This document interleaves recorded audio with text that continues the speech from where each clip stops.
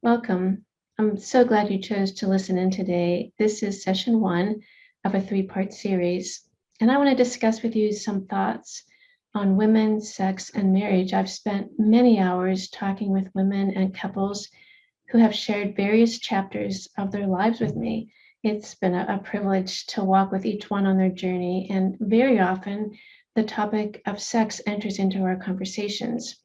This is one of the most sensitive areas to discuss, and it can be quite an emotional one. When the sexual area is going well, it draws a couple together, but if not, it can do the reverse and pull couples apart. Some women have even found it difficult just bringing up the subject of sex.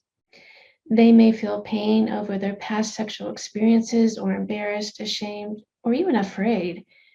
Their comments reveal their struggles.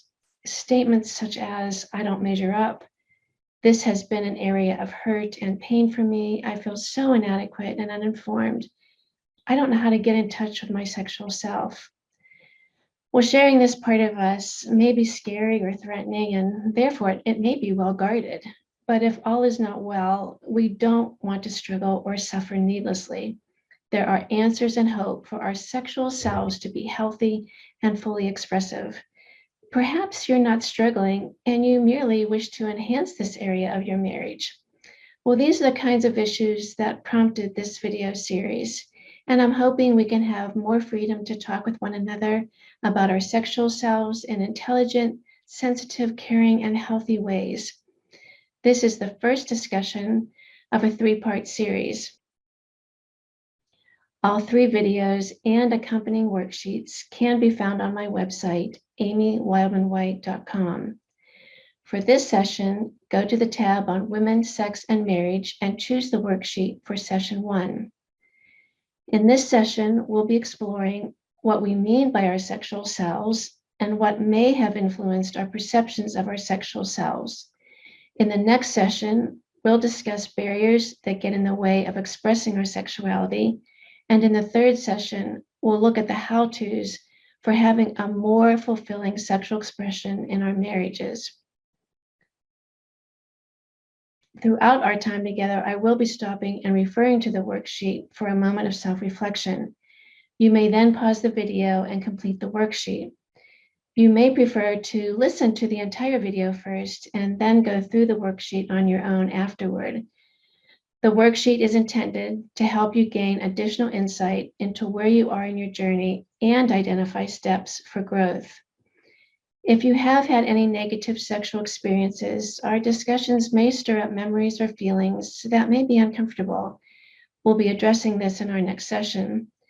If something is difficult, consider reaching out to a trusted resource for help or a professional counselor with expertise in this area. Well, American culture is highly sexualized. I think we'd all agree that sex is everywhere we look, in films, TV shows, advertising, magazines, social media, books. And it's not just a passionate kiss like it used to be in the 50s either. It's very explicit. The trouble is, as plentiful as the images and messages are, exposure to all things sexual does not necessarily enable us to have a healthy understanding and fulfilling expression of our sexual selves.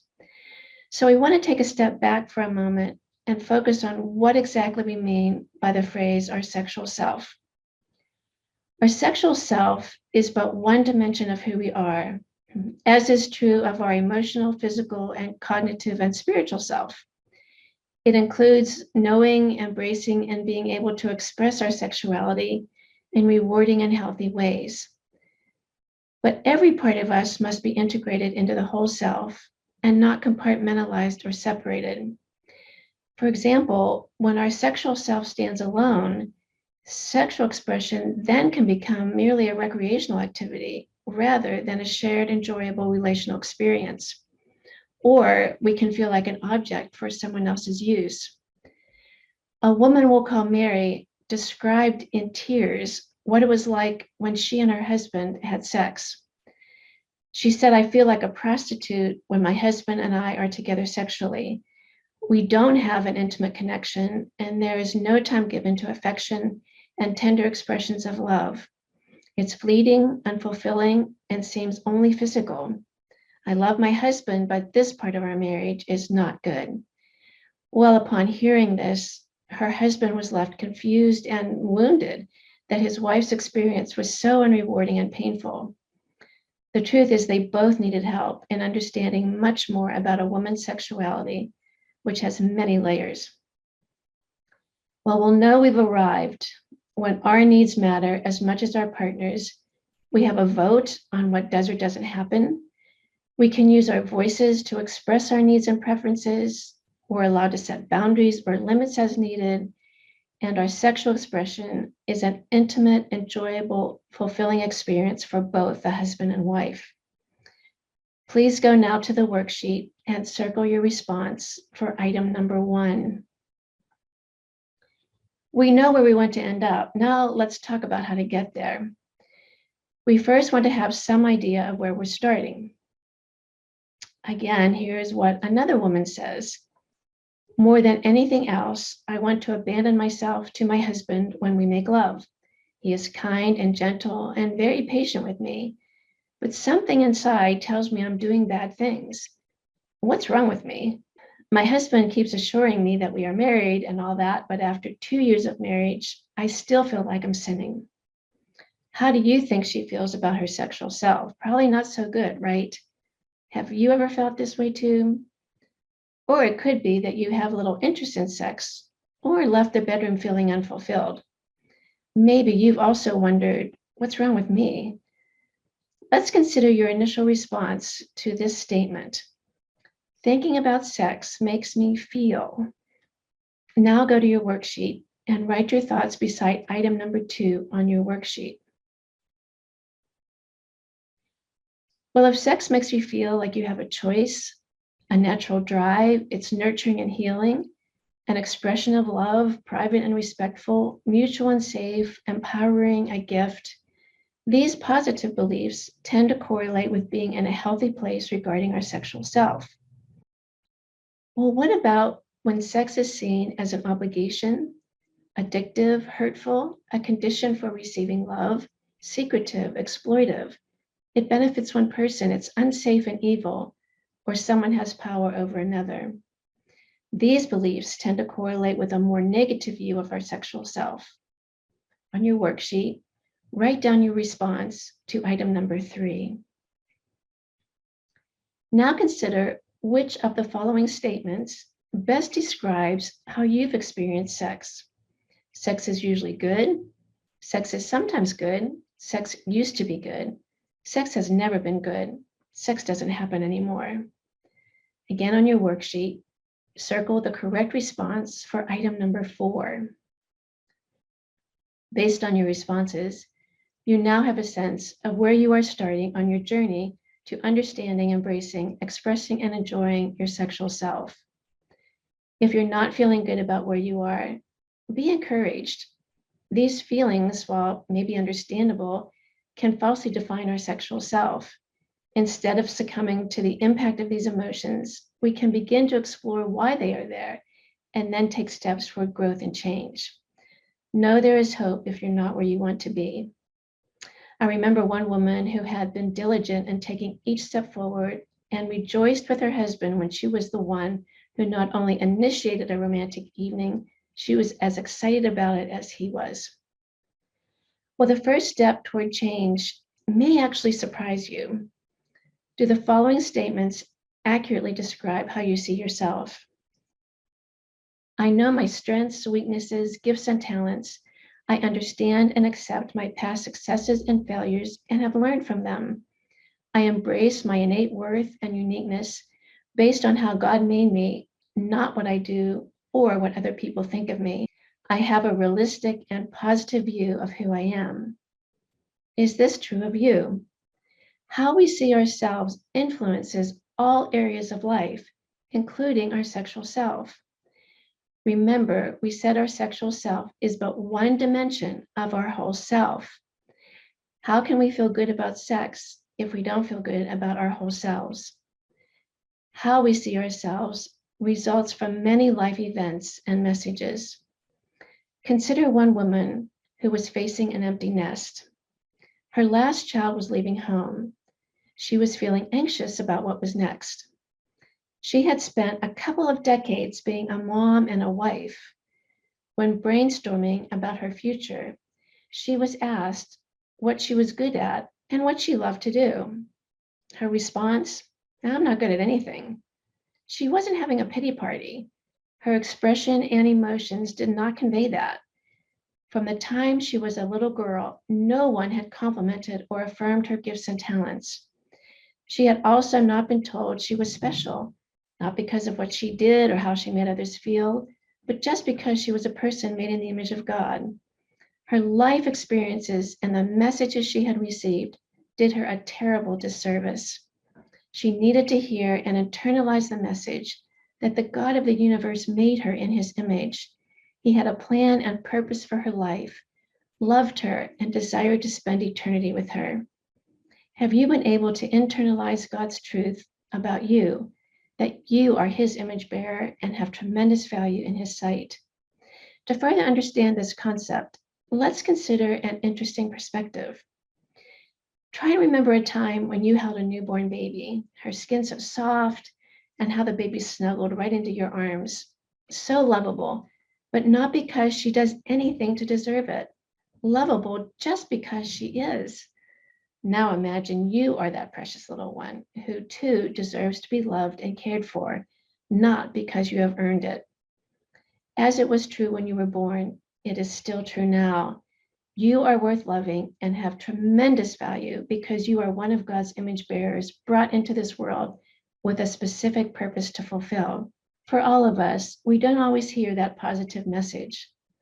Like the woman I mentioned, we can internalize messages that are false about who we are and the world around us. If only we lived in a perfect world, we would all be more apt to see ourselves as God intended, including our sexual selves, but unfortunately, we live in a broken world. We all encounter false messages, distortion, hurtful words, behaviors, and have challenging or even painful and damaging experiences. These influence how we see ourselves, including our sexual selves. What do you see in this image? A saxophone player or a woman's face? Well, you looked at the picture, and in a split second, you had a perception of what you saw. Your perception did not occur by chance. It came about as a result of many things from your background that influenced what you saw. Let's talk about how our perceptions may have influenced how we see ourselves. From the time we are born, we are immersed in the world around us. That world includes all kinds of people and contexts: parents, friends, religious institutions, dating, sexual relationships, culture, relatives, neighbors, community organizations, social media, movies, TV, educational institutions. We have all learned something about ourselves from these sources. Some of the messages were healthy, and we internalized the truth, but some were not. They were unhealthy, and our perceptions, our view of reality, became distorted. Consider, for example, the impact of our sexuality from spiritual institutions and our families. We want to acknowledge up front that both of these social groups bring tremendous value to our lives. We don't want to get into all or nothing thinking here, but while they may have contributed in many positive ways, they may have conveyed misinformation, however well intended. Here is a glimpse into one woman's experience. I don't know why I have the problems I have about sex. I was raised in a strongly religious home and made to feel guilty about everything sexual. I know my parents thought they were protecting me from the boys in my life, but they went overboard in labeling everything sexual as dirty. Is this what God intended? How will I be able to undo this damage? My husband prompted me to ask this question. Well, here are some other examples of messages we may have heard. Good girls don't do that. Keep your husband happy or he'll stray. Sex is only for one thing, having babies. Don't talk dirty. Women don't enjoy sex. They just put up with it.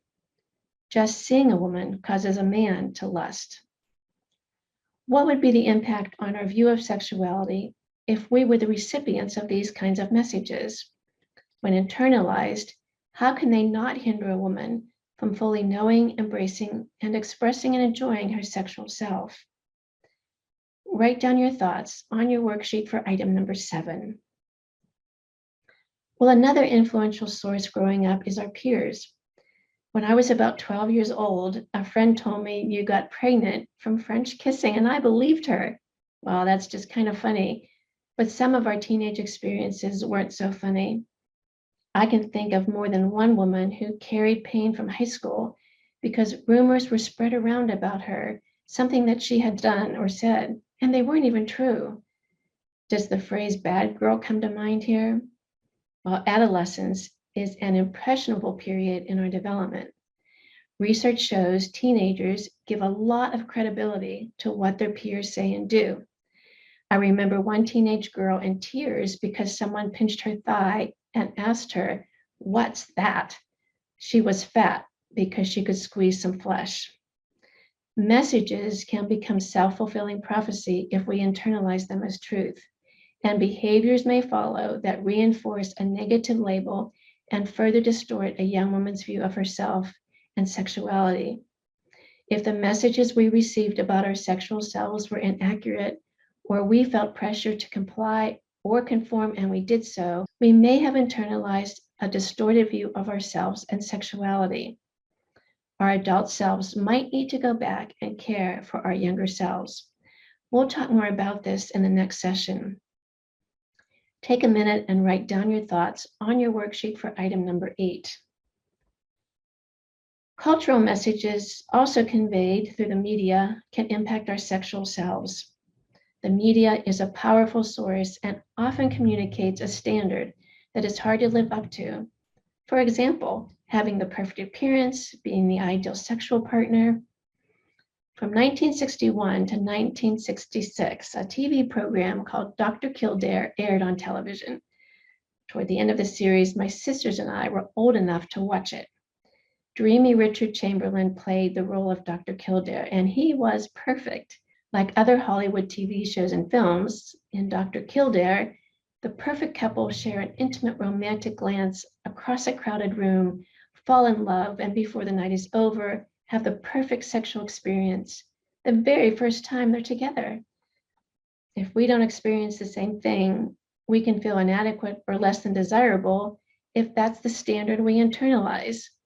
But the truth is, finding a life partner and having good sex may take time and has much more to do with someone's character than their appearance or a sexy look at a party. Dr. Kildare and other media portrayals of love, romance, sex, and marriage can create expectations that will never be met. That's not to say that love, romance, sex, and marriage cannot be great or even exceed our expectations, but the pathway is different than what the media suggests. Write down your thoughts on your worksheet for item number 9. In addition, the emphasis on physical appearance and youthfulness in our culture is overemphasized. If we're not young and skinny, forget it. Here is what one woman says: "I know that most women are not comfortable with their bodies. I have found friends who have sex in the dark and are afraid to touch their bodies. Have you ever felt anything similar or on this continuum? Consider the question, do you think you're beautiful?" Well, in China, 59% of women said no. In the UK, 58% no, I don't think I'm beautiful. In Indonesia, 92% of women said yes, I think I'm beautiful. I think we should all move to Indonesia. Research suggests that up to 66% of women are affected sexually by how they feel about their bodies. We sometimes judge ourselves harshly and can conclude we fall short. Then we assume others see us the same way, or we're not attractive or desirable to our partner. These beliefs can suggest we have a poor body image. Poor body image can intrude on the quality of our lives and the expression of our sexuality. For example, we may excessively check in the mirror for reassurance, seek the opinion of others to confirm we're okay, engage in behaviors to avoid others seeing our body. For example, wearing baggy clothes or not wearing a swimsuit, or even struggle with anxiety, depression, and low self-esteem because of how we look. If you can relate to this, it might be time to identify and challenge the cultural lies that you've internalized. A healthier perspective is to shift the focus to caring for and appreciating our bodies and all they do for us. Our eyes help us see, our ears help us hear, our muscles help us move, and our heart keeps us alive. We want to embrace all the good things our bodies do for us, rather than adapting the cultural view of some arbitrary standard for beauty and age. The measure of our worth, no matter what Hollywood, the fashion industry, or other men and women say, is not determined by how we look or how young we are.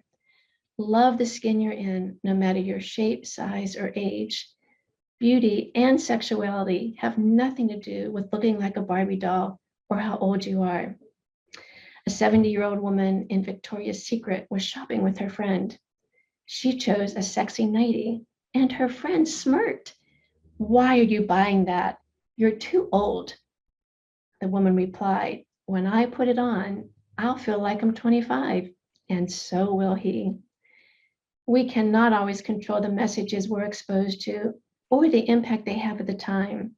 We can decide whether to continue internalizing the messages as truth or reject them as a lie. We get to make that choice and challenge any distortions and false beliefs that may get in our way. Write down your thoughts on your worksheet for items number 10 and 11. I hope you'll spend some time reflecting on what we've reviewed. We are worth loving and accepting ourselves because of who we are, image bearers of the one who made us, not because of what we do or how others see us. This lays the foundation from which we can build all the elements that create a fulfilling expression of our sexual selves. In our next session, we will be identifying barriers that get in the way of knowing and expressing our sexual selves. Barriers that were often created by these messages we just reviewed. And session 3 will focus on the how-tos for the best expression of our sexual selves. Please note on your handout, you will find additional resources and references for the quotes we used today. Thank you for tuning in.